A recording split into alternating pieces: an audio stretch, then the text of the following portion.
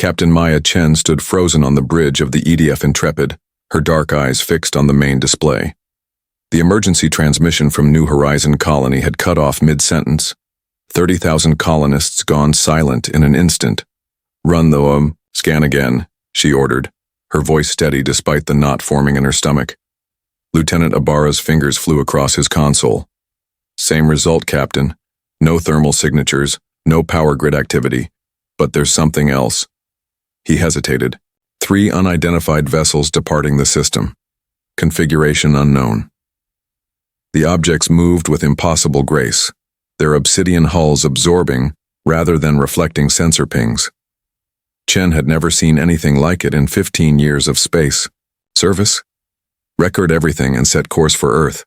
Priority Alpha. She needed to warn the United Earth government before whatever happened at New Horizons spread further. As the Intrepid prepared to jump, a transmission burst through on all frequencies. The message was simple, delivered in perfect English with an unsettling cadence. "The hunt begins." Dr. Elijah Wright rubbed his tired eyes as he studied the sensor data for the 20th time. The UEG Science Division had been working non-stop since the Intrepid's return 3 days ago. "These readings can't be right," he muttered to himself. "They're breaking at least 3 laws of physics we consider fundamental."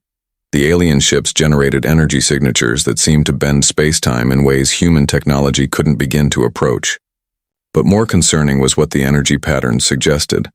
The vessels weren't primarily designed for transportation or even warfare. They were designed for pursuit. Wright's secure terminal chimed. Admiral Takashi's stern face appeared on screen. "Doctor, the Security Council is meeting in 30 minutes. I need your preliminary assessment." "Sir, these ships..." Wright chose his words carefully. "They're built by predators. Everything about their design suggests a species evolved for hunting. The way they move, the energy they emit, it's all optimized for tracking and capturing prey." The Admiral's expression darkened. "That matches Captain Chen's instincts. And we've lost contact with 2 more outer colonies in the past 6 hours. Wright felt a chill run through him. "Sir, I don't think these are just random attacks.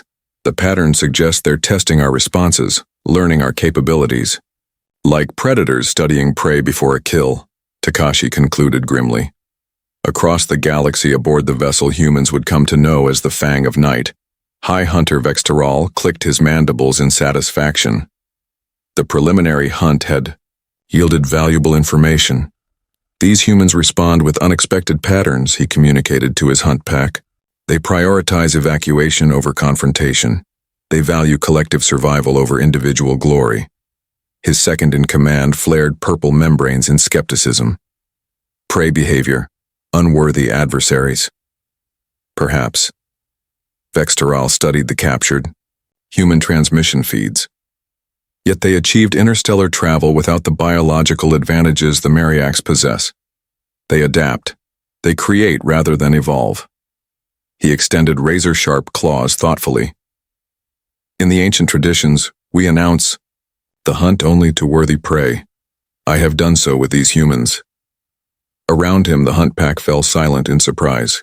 The High Hunter had bestowed a rare honor. "Prepare the fleet," Vexteral commanded. "The true hunt begins now." Dr. Amara Okafor's hand trembled as she transferred the alien data to the secure terminal. The xenoanthropologist had spent 3 sleepless days decrypting the fragments salvaged from a damaged Mariac scout ship. "This can't be right," she whispered, scanning the translated text. The database contained meticulous records of 27 sentient species, their biology, technology, social structures, all categorized with clinical precision, all extinct. "Admiral." Takashi leaned closer to the screen. "Are you certain about the translation?" "Unfortunately, yes." Okafor highlighted a recurring glyph. This symbol appears throughout their records. It denotes what they call the collection, species hunted to near extinction, with small populations preserved as living trophies. The room fell silent as the implications sank in. "They've done this before," Chen said quietly. "And we're next." Commander Jackson Torres ducked as energy bolts sizzled overhead, melting the bulkhead behind him. The Mariacs boarding party had cut through the refugee transport's defenses like they were tissue paper. "Delta Team, form up. We need to buy those civilians time to reach the escape pods," he barked into his comm, adjusting the settings on his pulse rifle. The standard ammunition barely slowed the alien hunters. The air shimmered as a Mariacs warrior decloaked less than 2 meters away. Torres had a split second to register its appearance, taller than a human, with iridescent exoskeletal plates, and multiple amber eyes arranged in a predatory configuration. Its mandibles clicked in what might have been anticipation. Torres fired reflexively. The alien dodged with impossible speed, but collided with a damaged conduit. The panel erupted in a shower of sparks and high-frequency noise. The Mariacs screamed, a sound like metal tearing, its movement suddenly erratic. It clutched at sensory organs along its neck before retreating. Torres stared in confusion, then understanding dawned. "All units," he shouted into his comm. "Target their communication equipment. The feedback hurts them." Aboard the Intrepid, Captain Chen reviewed Torres's after-action report with growing excitement. "You're sure about this?" she asked Dr. Wright, who was analyzing the combat footage. Wright nodded energetically. Commander Torres stumbled onto something critical. The Mariacs have evolved hypersensitive organs for hunting. They can detect heat signatures, electromagnetic fields, even trace pheromones. But that sensitivity has a cost. "A weakness we can exploit," Chen concluded. "Potentially. We need more data, but if their hunting senses can be overloaded," Wright trailed off, already calculating frequencies and amplitudes. Chen's terminal chimed with a priority alert. "The Mariacs fleet has changed course. They're bypassing the outer colonies and heading straight for Saturn's moons." "Why change strategy? Now?" Wright wondered. "Because they're not just hunting us randomly anymore," Chen realized. "They're hunting us. The ones who fight back." High Hunter Vextarl studied the human profiles projected before him. Captain Maya Chen, Dr. Elijah Wright, Commander Jackson Torres. "These three show unusual adaptability," he communicated to the Hunt Council. "They learn. They improvise tactics unknown to their species before contact." "They damaged a hunter," Elder Kovacs objected, membranes flaring in outrage. "Yes," Vextarl agreed. "With technology they modified during combat. No previous prey species has adapted so quickly." He extended a claw toward the images. "These will be my personal trophies. Capture them alive." The Hunt Council's surprise rippled through the pheromone-rich chamber. "The humans must be studied," Vextarl declared. "They may possess traits worth collecting." The underwater research facility DeepMind hummed with activity as Dr. Wright calibrated the prototype sonic disruptor. 30 meters of Pacific Ocean provided natural shielding from Mariac scanning technology. "Increase amplitude by 12%, he instructed his team.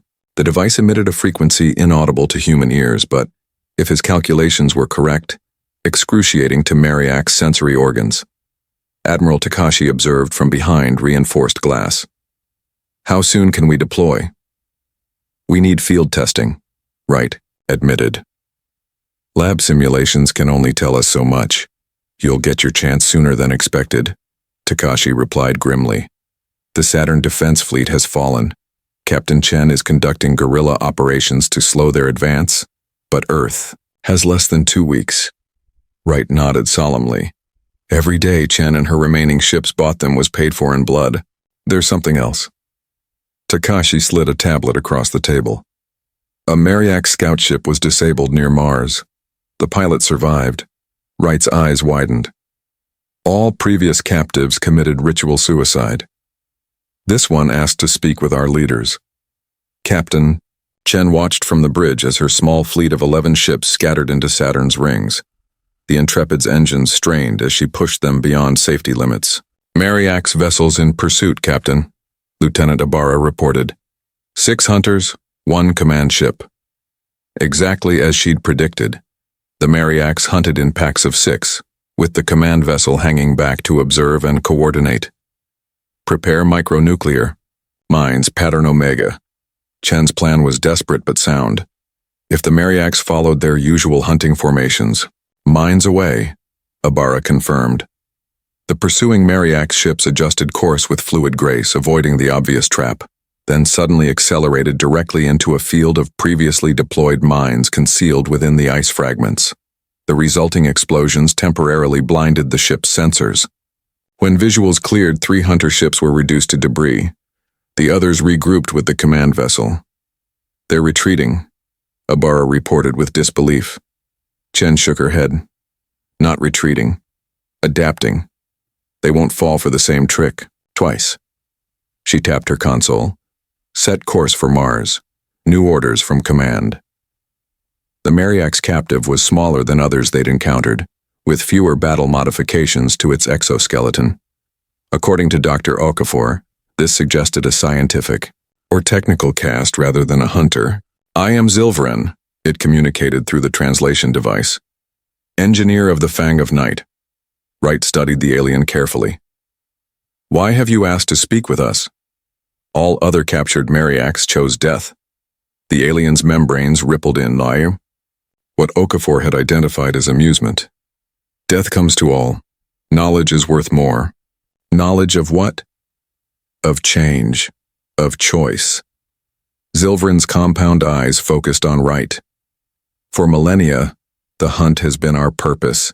We perfect ourselves through selective pressure, culling weaker species while incorporating their biological advantages." "You've murdered entire civilizations," Wright said coldly. "Yes, as evolution intended." The alien leaned forward. "But your species. You evolve through thought rather than biology. You create technologies instead of growing adaptations. It is unnatural, fascinating. Why tell us this? Because the High Hunter is fascinated too. Some of us question whether the ancient ways remain valid, whether the hunt itself has become stagnant." Commander Torres, silent until now, stepped forward. "You're saying there's a divide among your people about whether to exterminate us?" "Yes. And the debate grows with each victory you achieve against odds that should crush you." Zilverin's mandibles clicked softly.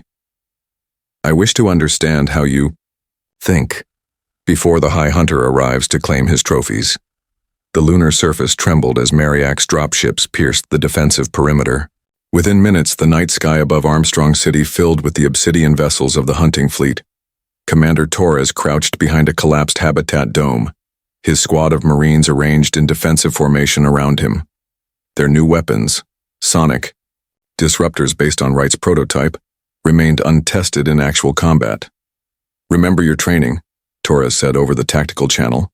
"Short bursts only. If these work like the doc says, the hunters will be disoriented but not incapacitated. Take advantage of that window." The first wave of Mariax hunters descended with terrifying grace, their movements blindingly fast even in lunar gravity. As they approached, Torres gave the signal. "Now!" 20 disruptors activated simultaneously. The effect was immediate. The hunters stumbled, their coordinated movements dissolving into chaos. Several clutched at sensory organs along their necks. "It's working," Corporal Santos shouted. Torres wasn't celebrating yet. "Phase 2, concentrate fire." As his Marines engaged the disoriented hunters, Torres couldn't shake a troubling observation. The Mariax weren't attacking critical military installations. They were targeting research facilities and personnel evacuation points. They weren't here to destroy. They were hunting specific targets. Dr. Wright reviewed the final calculations as alarms blared throughout the lunar base. The evacuation order had come too late. Mariax forces had already breached the outer perimeter. "You need to leave now, Doctor," urged Security Chief Patel. "Your shuttle is waiting." Wright shook his head, focused on completing the upload. "Not yet. This data is our best chance of understanding their ship systems." The program he'd designed would transmit mapping signals undetectable to Mariax sensors. If installed on their vessels, it would provide unprecedented intelligence. Patel's expression hardened. "No disrespect, sir, but we have reason to believe they're specifically targeting key scientific personnel." A sudden crash from the corridor interrupted them. The reinforced door buckled inward as something powerful struck it repeatedly. Wright grabbed the completed data module. "I believe you're right," Too late. The door gave way, revealing the towering form of a Mariax unlike any they'd encountered. Its exoskeleton bore elaborate markings and technological augmentations that hummed with energy. "Dr. Elijah Wright," the creature said through a translation device. "I am High Hunter Vex Terrell. You are claimed." Captain Chen received the news with stunned silence. Luna had fallen, and Dr. Wright was among the captured. "Tracking shows the prisoner transport headed for the Mariax flagship," Admiral Takashi reported. "We believe other key scientists were targeted as well." "They're hunting our brightest minds," Chen realized. "This isn't random. They're studying us." Dr. Okafor nodded gravely. "Based on my conversations with Zilverin, the High Hunter has developed an academic interest in human adaptability. He believes we represent something unique." Chen's mind raced through possibilities. If Wright is aboard their flagship, he might be able to deploy his mapping program. A rescue operation would be suicide, Takashi warned. "Not necessarily." Chen pulled up tactical displays of recent engagements. "The Mariax are learning our patterns, but we're learning theirs too, and they've never faced a prey species that hunted them back." She highlighted the Mariax flagship's projected course. "We don't need a large force, just a small team that can move the way they don't expect prey to move." "Like hunters," Torres said, entering the command center with his battle-worn squad. Chen nodded. "Exactly like hunters." Dr. Wright maintained a calm demeanor despite the alien laboratory surrounding him. The Mariax had not restrained him. There was nowhere to escape to aboard the massive flagship. High Hunter Vex Terrell studied him with compound eyes that reflected Wright's image back at him like fractured mirrors. "Your heart rate remains steady," the Mariax observed. "Previous specimens displayed fear responses when isolated." "I'm not alone," Wright replied. "I'm with you, and I have questions, just as you do." This seemed to please the alien. "Curiosity, a trait we share." Wright gestured to the sophisticated equipment around them. "Your technology is extraordinary, yet you rely primarily on biological advantages for hunting. Why?" "Technology can be replicated. Biological perfection cannot." Vex Terrell moved with liquid grace around the laboratory. "For millennia, we have incorporated genetic strengths from worthy prey into our own genome." "And what makes humans worthy? Prey?" Wright asked, carefully placing his hand near the data module hidden in his pocket. The High Hunter's mandibles clicked thoughtfully.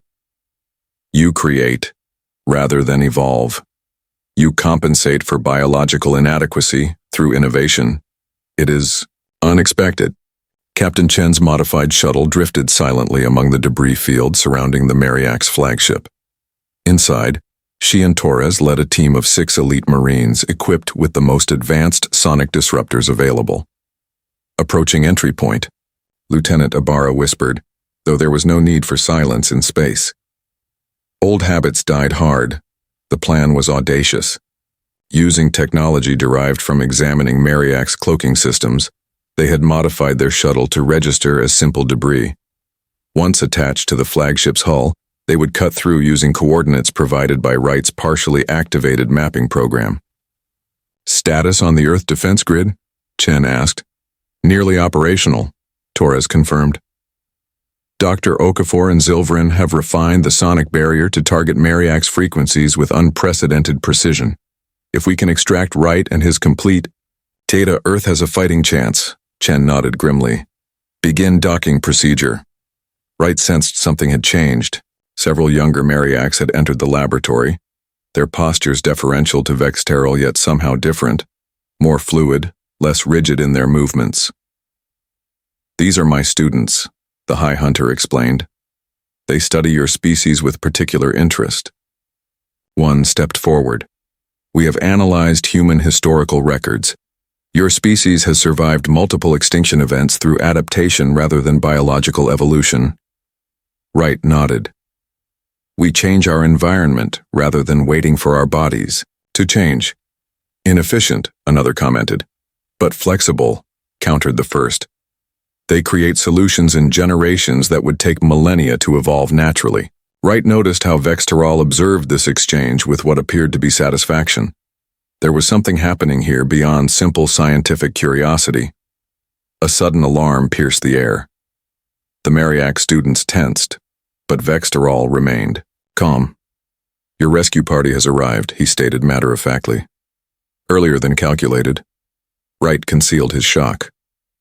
"You expected this?" Humans hunt back when cornered, another trait worthy of study. The High Hunter activated a display showing Chen's team breaching the outer hull. "Now we will observe how they attempt to save you." Wright realized with growing unease that they had walked into a trap, yet Vexterol seemed more interested in studying their rescue methods than stopping them. Something profound was happening within Mariac society, and humanity had unknowingly become the catalyst.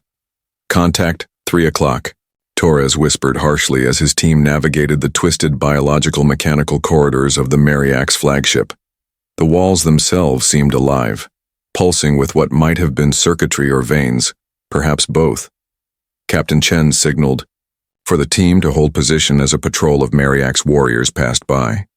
Oddly, the hunters seemed to take little notice of the human infiltrators despite their proximity. "They know we're here," Chen realized. "They're tracking us but not engaging."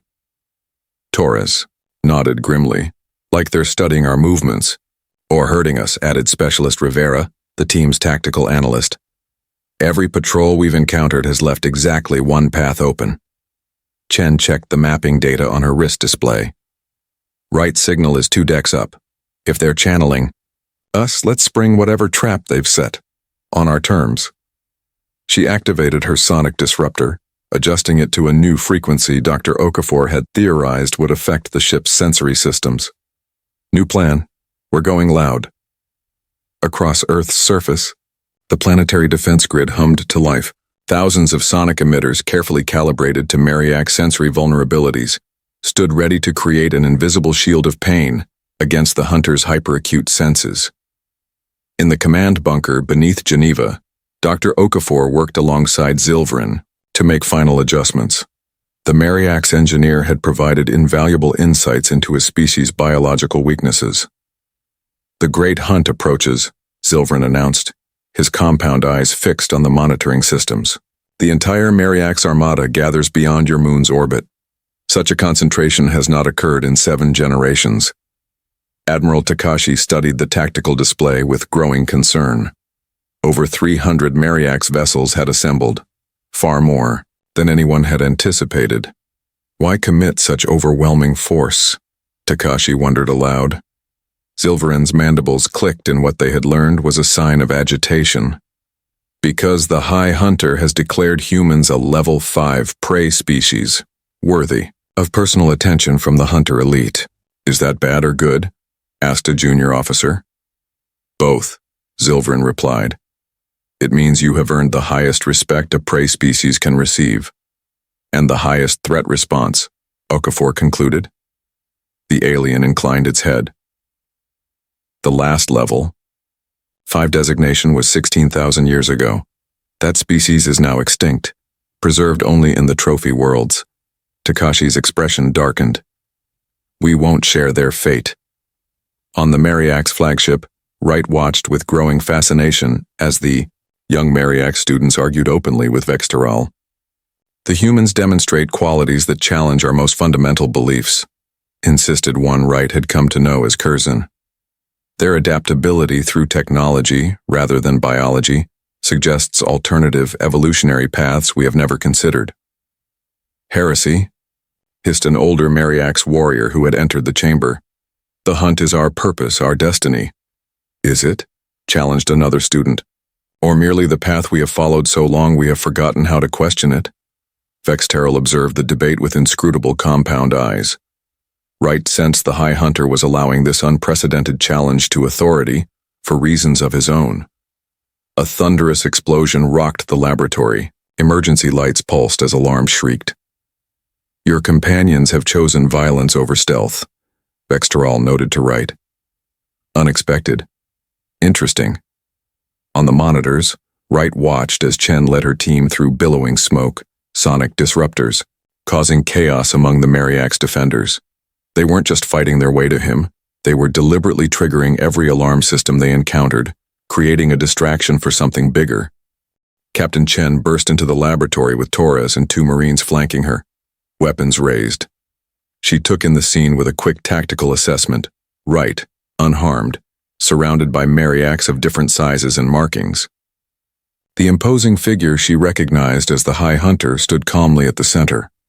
Captain, Wright greeted her with surprising composure. I believe introductions are in order. Chen kept her sonic disruptor aimed at Vextarl. We don't have time for pleasantries, Doctor. On the contrary, the High Hunter responded, his translated voice carrying an unsettling, harmonious quality. Time is precisely what this moment requires. Torres tightened his grip on his weapon. The rest of the fleet has engaged Earth's defenses. This isn't a social call. Wright stepped forward. Captain, something unprecedented is happening here. The Mariax are divided over humanity's fate. One of the younger Mariax moved closer, causing the Marines to tense. I am Kerzin, leader of the Reformed. We believe the ancient ways have led our species to evolutionary stagnation. While you debated philosophy, your fleet is attempting to exterminate my species, Chen replied coldly. The Hunt Council controls the Armada, Vextaral explained. They follow tradition without question. But here, aboard my flagship, another path is being considered. Wright activated a holographic display. The Mariax social structure is fracturing, Captain. The traditionalists want to hunt us to near extinction like all previous prey species, but a growing faction, led by Vextarl's students, believes their society must evolve beyond hunting. And you trust them? Torres asked incredulously. I trust evidence, Wright replied, and the evidence suggests we've become the catalyst for a revolution within Mariax society. The Earth defense grid performed better than anyone dared hope. As the Mariax Armada approached, the carefully calibrated sonic barrier created a sphere of disorienting frequencies that disrupted the hunters' coordination and communication. In the Geneva bunker, Admiral Takashi watched with cautious optimism as the first wave of Mariax ships broke formation, their movements erratic. It's working, Okafor breathed. They can't maintain tactical coherence through the barrier. Zilverin studied the display with his alien eyes. The Hunt Council will not retreat. They will adapt and continue. This is merely the first engagement. Then we need to press our advantage. Takashi decided. Deploy the orbital platforms. Around Earth, concealed defense satellites activated, broadcasting the disruptive frequencies with greater intensity, focused directly at the command ships. Aboard the flagship, alarms blared with increasing urgency. A senior Mariax warrior burst into the laboratory. High Hunter, the Earth defenses are more formidable than anticipated. The Hunt Council demands your return to lead the second wave personally. Vextarl turned to Chen. You have created weapons that target our biological advantages. Impressive. It's what prey does when cornered, she replied. Adapts. Yes. The High Hunter seemed to come to a decision. Kerzin, initiate protocol reformation. The younger, Mariax straightened with visible shock. Now, during the Great Hunt, there will never be a more appropriate moment. Vextarl turned to Wright. Your capture was never about studying humans as prey, Doctor. It was about providing evidence to my people that our path has reached its end. Wright nodded in understanding. You've been planning this schism. For longer than you can imagine, the High Hunter confirmed. And now, Captain Chen, we require your assistance to stop a war and begin a revolution.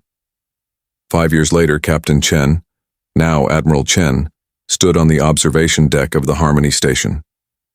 The massive structure orbited at the neutral point, between Earth and the newly established Mariax reformed territories. Dr. Wright joined her, his face showing new lines earned during the tumultuous years of transition. Hard to believe it's been 5 years since the Battle of Earth. Chen nodded, watching as vessels from 23 different species navigated the docking procedures below. Harder still to believe we're hosting the first Galactic Covenant signing today. The events following Vextarl's declaration of protocol Reformation had unfolded with breathtaking speed. Using Wright's mapping program, the High Hunter had transmitted evidence of humanity's unique adaptive capabilities to every ship in the Mariax fleet. The resulting confusion had given the reformists time to seize control of key vessels, while Earth's defenses held against the traditionalists. The civil war among the Mariax had been brief, but brutal. In the end, Vextaral's faction prevailed, though the High Hunter himself had not survived the final confrontation with the Hunt Council. Curzon has arrived, Wright noted as a sleek Mariax vessel docked at the primary bay.